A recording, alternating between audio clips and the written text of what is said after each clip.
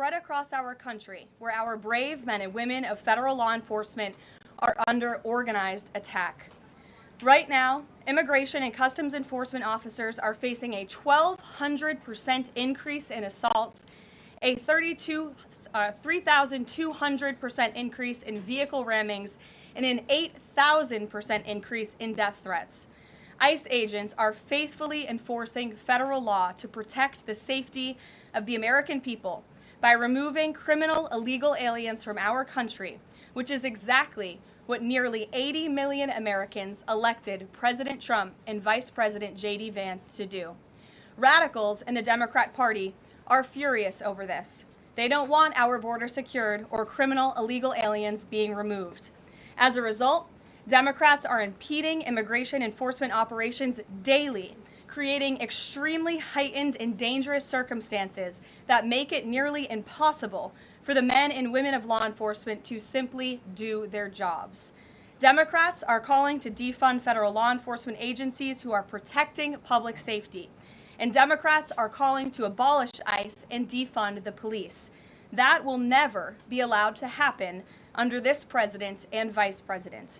The Trump administration will redouble our efforts to get the worst of the worst, criminal illegal alien killers, rapists, and pedophiles off of American streets. The Department of Homeland Security will continue to operate on the ground in Minnesota, not only to remove criminal illegal aliens, but also to continue conducting door-to-door investigations of the rampant fraud that has taken place in the state under the failed and corrupt leadership of Democrat Governor Tim Walz. Taxpayers have been ripped off to the tune of billions of dollars in this one state alone, and that is going to end, and people are going to be held accountable.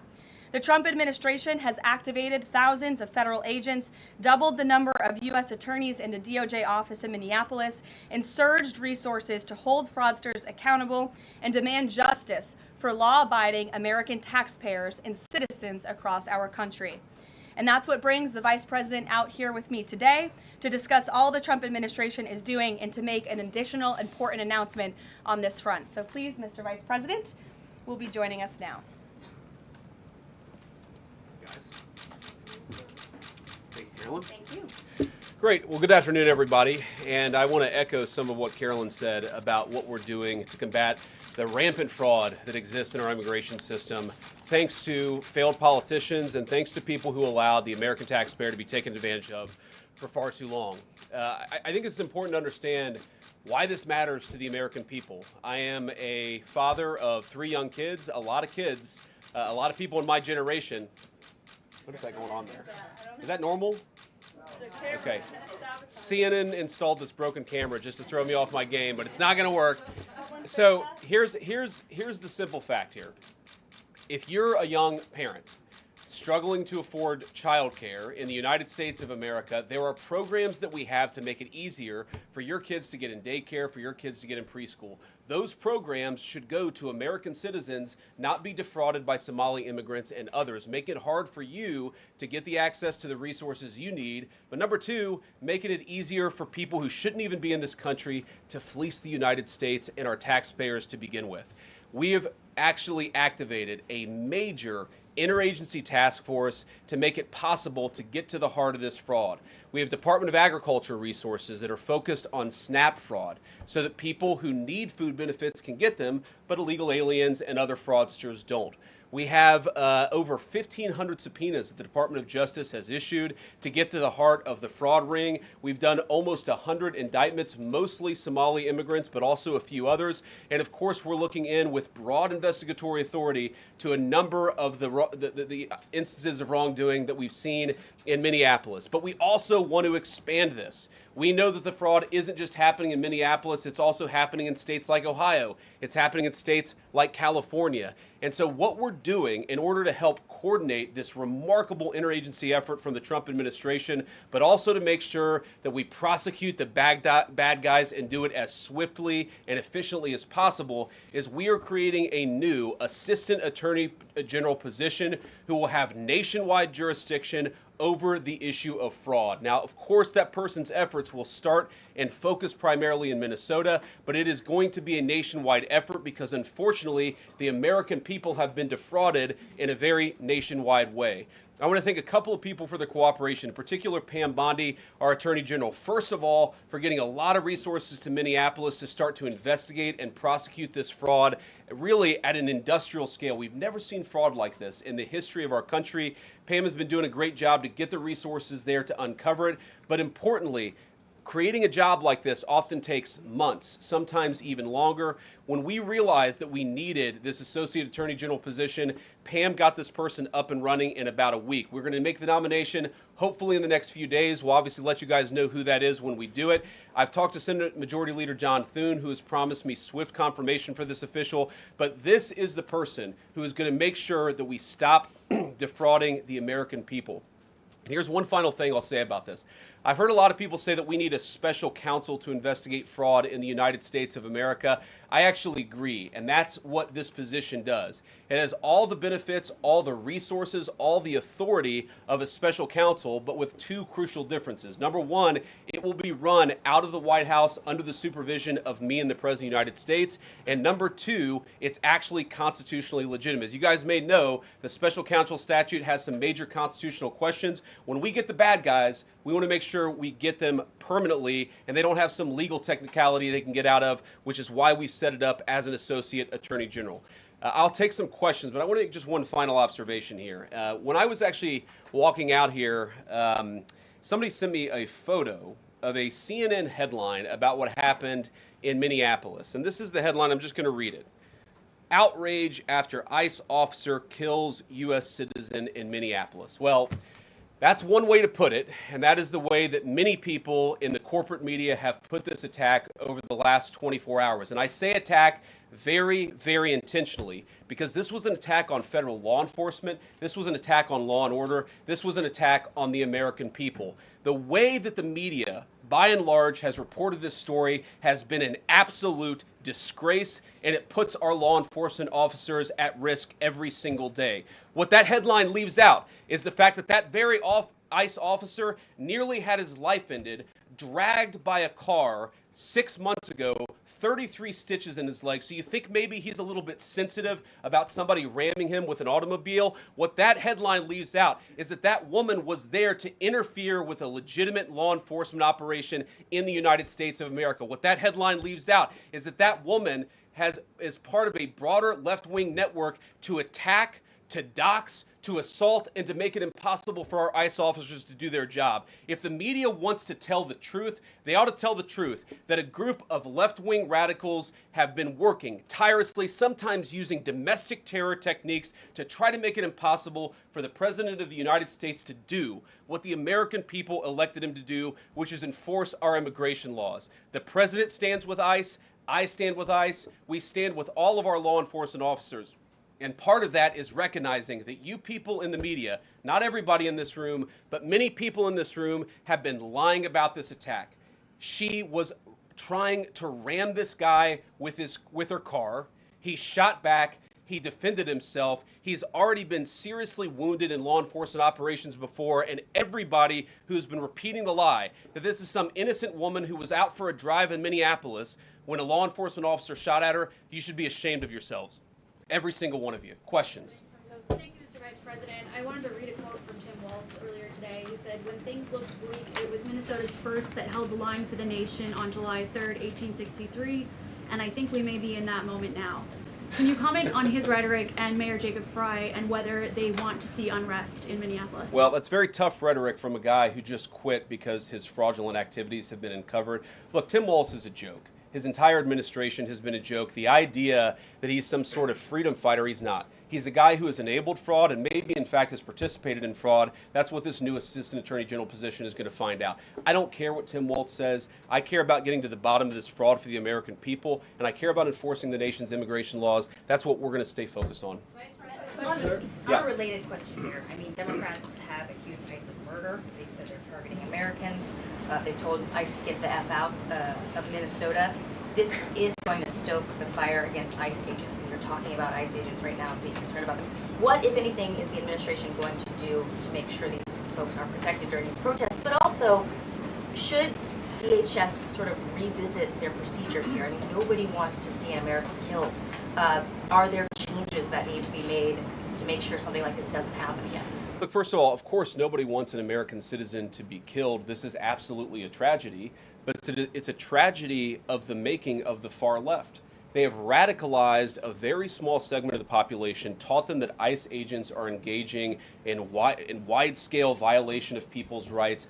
What our ICE officers are doing is deporting the millions of criminal aliens that were let in during the Biden administration. So number one, we have to say, as a matter of leadership, and I would appreciate if the Democrats would join me on this, let's be honest about the fact that we have way too many illegal aliens in this country. Our ICE officers should be supported in doing their job. You're trying to actually marshal the far left lunatic fringe to engage in doxing, to try to make it impossible for them to enforce the law, and in some cases actually to engage in acts of domestic terrorism against our law enforcement officers. When you talk about different plans, different protocols, different policies, I forget exactly how you asked the question. Here's the simple fact. What we're going to do is make it easier for the American People's Administration to enforce the American people's law. And that means that Democrats have to stop rallying the mob against legitimate law enforcement operations, and that means that we are going to get tougher, and that's what this AAG position is about. We're going to get tougher at the people who are defrauding the United States by inciting violence against our law enforcement officers. That's one of the things that we're going to do. We've already started that work at the Department of Justice, but we're going to keep on doing it, and this new AAG position is going to kick that into high gear. Vice President Vance, you just suggested that this woman who was killed, Renee Good, is part of a broader left-wing network. Who do you think is behind this broader left-wing network? Well, it's one of the things we're going to have to figure out, but here's the way that I put it. When somebody throws a brick at an ICE agent, or somebody tries to run over an ICE agent, who paid for the brick? And who told protesters to show up and engage in violent activity against our law enforcement officers?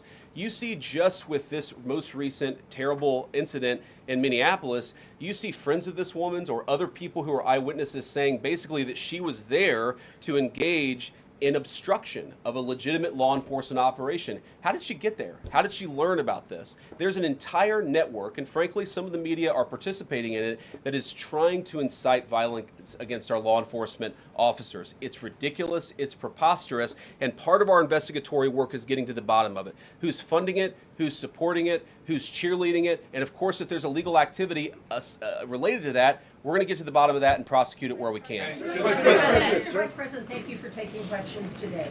Is there a risk with you describing her as a deranged leftist, talking about very specific facts of these events, when an investigation is just beginning? Are you preempting a thorough investigation by drawing such conclusions? And have you received any information beyond the videos we've seen publicly about this individual, her specific acts, that has informed your point of view?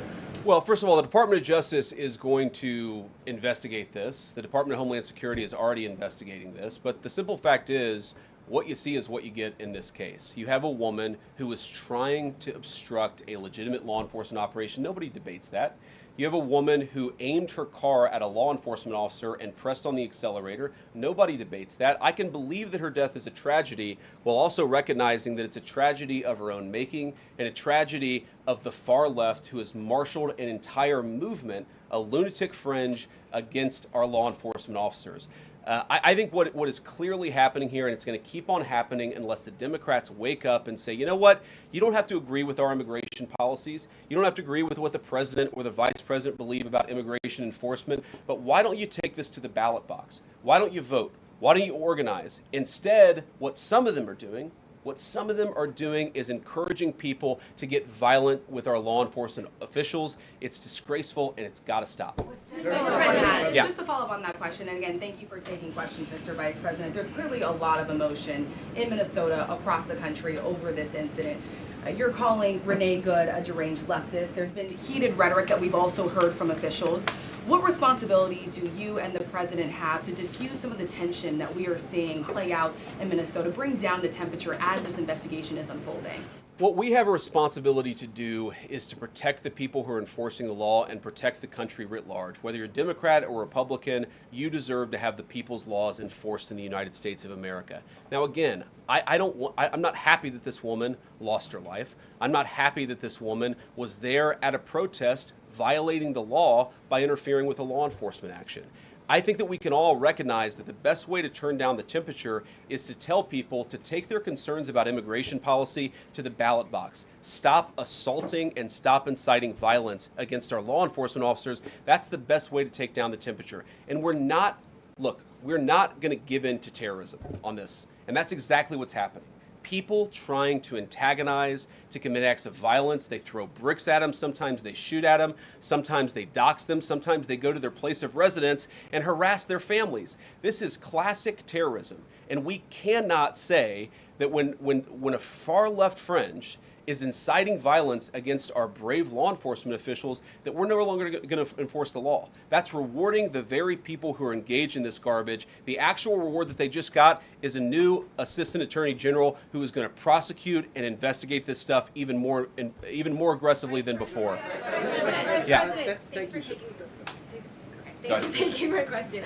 So the head of Minnesota's investigations agency says that the U.S. Attorney's Office has essentially cut off the state investigations agency's access to the investigation. What is the precedent for that, and why shouldn't the Minnesota officials on the ground have access and evidence to work on this investigation? First of all, I wish the state officials in Minnesota would investigate why you have so many people who are using their vehicles and other means to actually interfere with a legitimate law enforcement operation.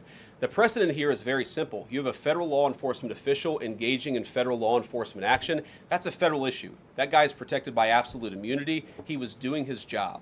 The idea that Tim Walz and a bunch of radicals in Minneapolis are going to go after and make this guy's life miserable because he was doing the job that he was asked to do is preposterous. The unprecedented thing is the idea that a local official can actually prosecute a federal official with absolute immunity. I've never seen anything like that. It would get tossed out by a judge. So what I'd like Minnesota to focus on is the real issue, that they're encouraging people. Minneapolis officials are encouraging people to commit violence against ICE officials. It's ridiculous. It's got to stop.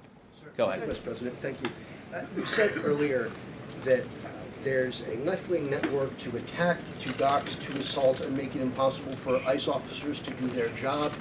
You told my colleague just now that there's an investigation going on into that network. Yep. So if everything that you say is true, how does being part of that network justify being shot? Well, being part of the network doesn't justify being shot, but ramming an ICE officer with your car, that's what justifies being shot. It's not a good thing, by the way, but when you force somebody to engage in self-defense, it's almost a preposterous question. I'm not saying that funding some of this stuff justifies capital punishment. Nobody would suggest that. The reason this woman is dead is because she tried to ram somebody with her car and that guy acted in self-defense. That is why she lost her life, and that is the tragedy. Now, there may be other violations of the law and other penalties that are associated with those violations of the law. For example, if you are funding violence against our law enforcement officers, I'm not a prosecutor. My guess is that's not the sort of thing that earns capital punishment, but it should sure as hell earn you a few years in prison if you're funding the effort to try to assault our law enforcement officers. I'm sorry, guys. What's going on here? You guys are meant to report the truth. How have you let yourself become agents of propaganda of a radical fringe that's making it harder for us to enforce our laws? You just asked me a question that presumed that the reason why this woman died is because she was engaged in legitimate protest. She tried to run somebody over with her car, and the guy defended himself when that happened. Next question. The investigation is still ongoing. I said next question. Mr. Vice President, I mean, you presumably watched the video yourself. There's not the slightest doubt in your mind, having viewed it, that the victim, you still believe that she deliberately tried to ram him despite seeing this video? Look, I don't know what is in a person's heart or in a person's head, and obviously we're not going to get the chance to ask this woman what was going on. What I am certain of is that she violated the law. What I am certain of is that that officer had every reason to think that he was under very serious threat for injury or in fact, his life. What I'm certain of is that she accelerated in a way where she ran into the guy. I don't know what was in her heart and what was in her head, but I know that she violated the law, and I know that officer was acting in self-defense. It raises an interesting point, though. Look, if people want to say that we should have a legitimate debate about, what was she really doing, right? Was she panicking when she drove into this officer, or was she actually trying to ram him? That's a reasonable conversation. What's not reasonable is for so many of you to plaster all over the media that this was an innocent woman and that the ICE agent committed murder, which is what many of you have said explicitly and some of you have said implicitly. That's what I have an objection to. The idea that this was not justified is absurd, and I think everybody knows it in their heart. Yeah. Mr. Vice President, in the green jacket. Taking down the temperature, it seems like political violence is ratcheting up and riots could be around the corner. What steps does the administration have planned to try? Political sides are so tired of fighting with each other, and I think all the journalists in this room could agree with me that we don't want to be part of the problem. Do you have any words to unite America? I know you don't want to be a part of the problem, and I think that's true of a lot of you. I'm not sure it's true for everybody, because the reporting over this has been one of the biggest scandals I've ever seen in media. I've never seen a case so misrepresented and misreported when you have a guy who was defending himself and is now being treated as some sort of federal assassin by so many of the people in this room. First of all, let me say about crime. You mentioned violence. One of the things we're proudest about is that you saw violent crime over the last year drop by 20%. Why is that drop by 20%? Is it because we're attacking our law enforcement officers, or is it because we in the administration are empowering our law enforcement officers to enforce the law? I think that's one of the ways you take down the temperature, is you make people feel more secure and safe in their person and property. That's why we care so much about protecting our law enforcement, because it accrues to the benefit of the entire national community. I think that we can absolutely talk about the ways in which we can lower the temperature by discussing differences in a reasonable and rational way. Again, I'm happy to talk with any congressional Democrat or any of you about our immigration policy, about why I think it's necessary, about why I think it's in the best interest of the country, about why the President of the United States was elected to actually enforce the border for the first time in at least 4 years. So here's the problem. That's not the debate so many people are having. They are actively covering for people who are committing acts of violence against federal law enforcement. It is preposterous. The way to take down the temperature is to stop it. Have your debates about policy. Attack me. Attack the President of the United States. Don't attack our law enforcement officers. They are trying to do the job the American people demanded that they do. They are not policy actors. They are enforcing the law. They should be treated with a modicum of dignity and respect. And the fact that they're not is why incidents like yesterday happened. The one final point I'll make about this is, look, there's a part of me that feels very, very sad for this woman, not just because she lost her life, but because I think she is a victim of left-wing ideology. What young mother shows up and decides they're going to throw their car in front of ICE officers who are enforcing legitimate law? You've got to be a little brainwashed to get to that point to where you're willing, not just to protest, that's fine, not peacefully protest, but throw your vehicle in front of legitimate law enforcement officers and drive your car into them. To get to that point, you have to be, I think, radicalized in a very, very sad way. I certainly wish that she hadn't got there. I know there's an ICE officer right now who very much wishes he was not put in the position where he had to fire a gun to defend his own life. Yeah. Thank you, Mr. Vice President. What's your message, following up on that, what's your message to the leaders in Minnesota, the governor of Minnesota, the mayor of Minneapolis, to calm down the situation on the ground, on the streets? What's your message also to those protesters who saw that video in a completely different way than you saw that video? Well, first of all, I think if you watch every angle of that video, there is one angle where if you squint, you can maybe tell yourself that it's not clear what happened. But when you look at all angles of that video, it is very clear that her vehicle went right for the guy. She actually collided with him. And then that's, of course, when he fired his shots. That's obvious, okay? So what I'd say to the protesters is, by all means, protest peacefully, but make this about ideas. Make this about disagreement with our policy. Don't use your protest as a justification or an encouragement for people to go and incite violence and participate in violence against our law enforcement officials. To the people on the ground in Minneapolis, meaning the local officials in Minneapolis from Tim Walz on down, I'd say, look, why can't you just disagree with a given piece of immigration policy without turning law enforcement into the enemy? And think about, for example, a criminal law where a police officer goes and arrests somebody because they violated a criminal law. If you're mad about that, go and protest the politician who passed that law. Don't attack the police officer who's just doing their job. We had a wide open border under Joe Biden. I happen to think it's a good thing the President of the United States has closed it down. If you think that's a bad idea, criticize this administration for a policy decision. Don't attack our people for enforcing the law, because I guarantee you go to ICE, there are black people and white people, there are Democrats and Republicans, they are patriotic Americans who are trying to enforce the law. Attack me, lay off of our ICE agents. Yeah, in the blue, all the way, yeah. Yeah, thank you, Mr. Vice President. You've called on Tim Walz to resign. Can you lay out the case as to why he should step down? Well, look, I think Tim Walz should resign because it's very clear either that he knew about the fraud in Minneapolis, he knew about the welfare fraud, or at the very least he looked the other way.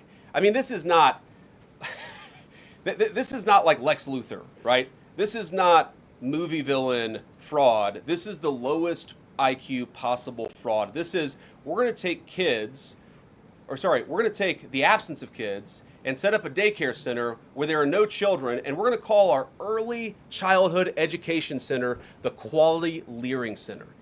By the way, if you can't spell learning, maybe you shouldn't be in early childhood education. But people got rich off of this. We know that there were schools who either had no enrollment or at least they overstated their enrollment. Tim Walz, either it was unbelievable incompetence or he was in on the fraud. That's one of the things we're going to get to the bottom of.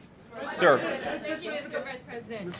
Can you explain the difference between this Associate Attorney General and a special counsel? And do you envision this being a permanent position or having more of a limited scope?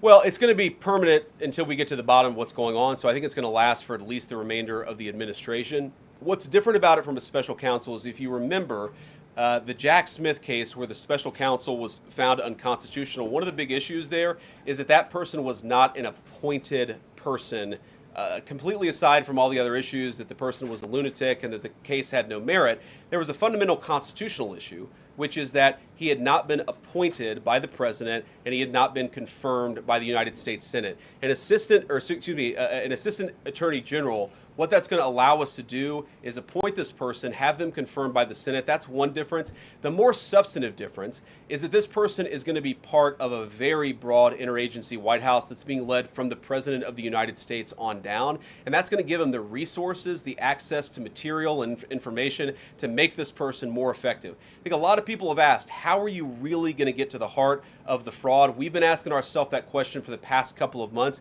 and we think this is the critical piece at the Department of Justice to really ramp this fraud investigation into high gear. In the red tie, yeah. Vice President Vance, I wanted to ask, what's your message to far leftist agitators who feel emboldened to obstruct ICE activity in Minnesota and around the country? Well, I think they shouldn't feel emboldened because now they have an assistant attorney general who is going to prosecute and investigate their fraud and their violence more aggressively than it has ever been investigated in the United States of America. We are doing so much to try to find the financing networks and the domestic terrorism networks that legitimate this violence, that fund this violence, and that, of course, engage in the violence. These people should not feel emboldened because they have, for the first time, maybe in American history, an administration that is not going to tolerate political violence of any kind from anywhere. Yeah. It's not clear today that the entire weight of the federal government is behind these ICE agents and this ICE agent in particular. There is still a federal investigation happening on the ground. Does that mean that they are not looking into this ICE agent at all? They are just focused on the woman who was in the car? What is the investigation if the federal government has already determined that its weight is behind this ICE investigation? So what do you mean? When you say investigation, do you mean investigation of the shooting yesterday or of the fraud that's happening in Minneapolis? Yesterday. Okay, look, DHS, as I understand it, has an investigation already ongoing. I know that other organs of our government are looking at this. So yes, there's certainly an investigation that's happening right now. But as part of the broader fraud investigation, a lot of what we're doing with the Department of Justice has already started. We've got over 1,500 subpoenas. We've got people this morning, actually, we're going door to door to actually knock on some of these fraudulent care centers, these fraudulent social services organizations to get to the bottom of what's going on there. So the investigation in some ways has already been ramping up into the anti-fraud element. for at least a few weeks. What we're trying to do is supercharge it and make sure there's a designated person within the Department of Justice who completely controls that particular focus. Yeah. Just to follow up on that, Mr. Vice President, on the agent, is he still on duty or has he been placed on leave, on administrative leave? And what really was the target of the operation on Wednesday? Of the ICE operation on Wednesday? Well, first of all, it was a legitimate law enforcement operation. We were going door to door to try to find criminal illegal aliens and deport them from the United States of America, because if you come to our country illegally in violation of our immigration laws, then we have the mandate, and in fact we have the legal duty to enforce those immigration laws. Whether he's been placed on administrative leave, I don't know the answer to that question. I'd refer it to the Department of Homeland Security and they can follow up. I will say, look, I would appreciate everybody saying a prayer for that agent. Look, in the past 6 months, he has been hit twice by a motor vehicle. One time, the first time, it led to over 30 stitches and very serious injuries to his legs. This is a guy who's actually done a very, very important job for the United States of America. He's been assaulted, he's been attacked, he's been injured because of it. He deserves a debt of gratitude, and I think the media prejudging and talking about this guy as if he's a murderer is one of the most disgraceful things I've ever seen from the American media. Yeah. Vice President, what is your specific role in the future of Venezuela? And I'm wondering, could you confirm reports that the Director of National Intelligence, Tulsi Gabbard, was kept out of the planning for the operations because of her past concerns about military involvement in Venezuela? So I've heard a couple of things. One, that I was kept out of the planning for the Venezuela operation, that's false. And another, that Tulsi was kept out of the planning for Venezuela operations, that's completely false. Look, we're all part of the same team. And one of the things that is really amazing about that operation is that we kept it very tight to the senior cabinet level officials and related officials in our government, and we kept this operation secret for a very long time. I'm very proud of that. I think it suggests that the team works very well together. Well, looking ahead, what is my role? Look, my role is going to be whatever the president asks me to do. Has he asked you to do something yet? Well, every single, or I should say every other day, I'm chairing the meeting that we do on this among White House principals to talk about next steps to try to ensure that Venezuela is stable, and as the president has directed us to do, to ensure that the new Venezuelan government actually listens to the United States and does what the United States needs it to do under our country's best interest. So I'm going to be as involved as the president wants me to be. So far, that's been very involved, and I'll keep on doing that so long as the president asks me to do it. In the purple. Yes. Even Mr. beyond the war powers Sorry, resolution. we'll go purple and then we'll go pink or whatever that is in front. Royal purple. And then beige. All right. Okay. Are there any indications, you talked about the network, are there any indications that the lady who was shot, I know there are different reports from there, her wife said they were new to the area. Are there any indications she may have been a paid agitator, and maybe that there are others that were brought to the area, considering everything that's going on in Minneapolis? I wouldn't say that she was paid. I don't have the evidence to say that one way or the other. What I do know is that she was violating the law. And if you just look at the eyewitness accounts, they were saying she was there to prevent the enforcement of the law. She was trying to obstruct a legitimate law enforcement operation. That much is obviously clear. The rest of it, of course, is part of the reason why we investigate this stuff. Yeah. Mr. Vice President, even beyond the war powers resolution today, Congress has bucked President Trump on issues like tariffs. Are you concerned that President Trump is losing his grip on Republicans in the Congress, and what are you going to do about it? No, I'm not concerned at all. First of all, we talked to some of the senators who were going to vote the wrong way, in my view, on this resolution today. Much of their argument was based more on a legal technicality than any disagreement in policy. If you look at the people who actually voted, every single one of them have supported the administration's plan. Second of all, as the president, I believe himself, has already said, every president, Democrat or Republican, believes the War Powers Act is fundamentally a fake and unconstitutional law. It's not going to change anything about how we conduct foreign policy over the next couple of weeks, the next couple of months, and that'll continue to be how we approach things. Go ahead. President. So we are seeing, regarding Iran, we are seeing the protests in Iran these days. The cities are begging for help from the U.S. and Israel, naming streets in the city after President Trump. It seems there is an opportunity here that may not come again. Will the United States stand by the citizens of Iran? And if Israel decides to strike again the nuclear sites in Iran, is the U.S. expected to take part? Well, look, we certainly stand by anybody who's engaged in peaceful protest, anybody who's trying to exert their rights for free association and to have their voices heard. Obviously, the Iranian regime has a lot of problems, and as the President of the United States has said, The smartest thing for them to have done, it was true 2 months ago, it's true today, is for them to actually have a real negotiation with the United States about what we need to see when it comes to their nuclear program. I'll let the president speak to what we're going to do in the future, but we certainly stand with anybody across the world, including the Iranian people who are advocating for their rights. I'll take just a couple more questions. Yeah, go ahead. Thank you very much, Mr. Vice President. Concerning Venezuela, how would you assure the Caribbean region that they will remain a zone of peace? Because some member states in the region are concerned. Well, look, the president had a very productive phone call with the president of Colombia yesterday, and we continue to talk at all levels of government with a number of our friends in the Caribbean region. I actually think this is really good for peace in the Caribbean, because when you take away a major source of illegal cartel revenue, which is the cocaine trade, the fentanyl trade, other sources of illicit revenue, you actually remove the power of one of the main destabilizing forces in Latin America and in the Caribbean.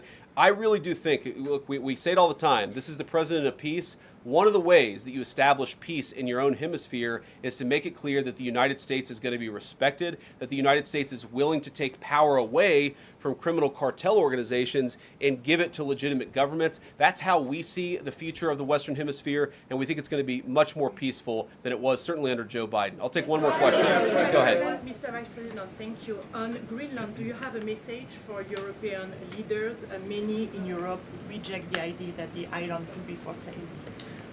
Well, first of all, Secretary Rubio, I believe, is meeting with the leaders of Denmark and Greenland next week, I want to say it is, but maybe it's the week after that. We'll continue to deliver some of these messages in private, some of them in public, but I guess my advice to European leaders and anybody else would be to take the President of the United States seriously. What has he said about Greenland? Set to the side the crazy overreactions that I've seen from the press and from certain people in Europe. What has the President said? Number one, Greenland is really important, not just to America's missile defense, but to the world's missile defense. Number two, we know that there are hostile adversaries that have shown a lot of interest in that particular territory, that particular slice of the world. So what we're asking our European friends to do is to take the security of that landmass more seriously, because if they're not, the United States is going to have to do something about it. What that is, I'll leave that to the President as we continue to engage in diplomacy with our European friends and everybody on this particular topic. And again, thank you all for listening. Thanks for taking questions. And I just ask you, look, this is politics, and often Republicans and get in arguments with the press about things, and I understand that.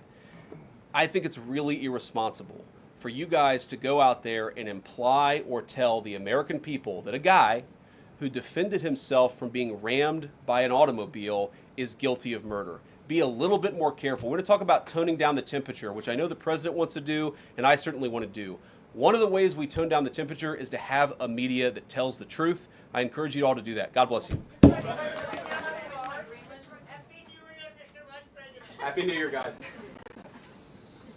Mkuu wa chuo cha Kilimanjaro Institute of Technology and Management kilichopo Mwenge, Dar es Salaam na chenye ithibati na usajili wa NACTIVATE namba regi mkwaju ANE mkwaju 029 anapenda kuwatangazia ofa maalum wahitimu wote wa kidato cha 4 mwaka 2025 kwa kozi mbalimbali zikiwemo Computer Application, ICT for Beginners, CCTV Camera, Video Production, Graphic Design pamoja na mapishi ya vyakula vya Kichina. Kozi hizi zitaanza tarehe 5 mwezi wa kwanza mwaka 2026. Kumbuka, umalizapo mafunzo ya mapishi ya vyakula vya Kichina, tutakupatia ajira ndani ya mwezi mmoja. Pia muhula mpya wa masomo wa kozi za IT, Hotel Management na Front Office utaanza tarehe 14 Januari 2026. Kwa maelezo zaidi, piga simu namba 0754864361 au 0715075840. KITM, elimu na ujuzi kwa maendeleo ya uchumi.